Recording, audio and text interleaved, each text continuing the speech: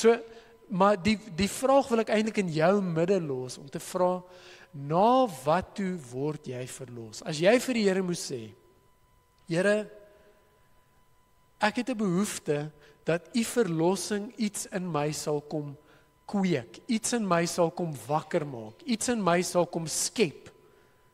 Wat sal dit wees in jou eie lewe? Sou jy dalk sê, Here, ek het nodig om verlos te word na geduld.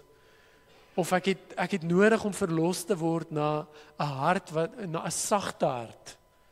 Of ek het nodig om verlos te word na vrygewigheid. Of verlos te word na vertroue, wat dit ook al is.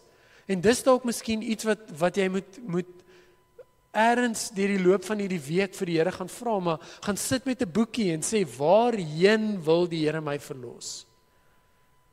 Hoe lyk hierdie verlossing waar die Here my ergens heen verlos?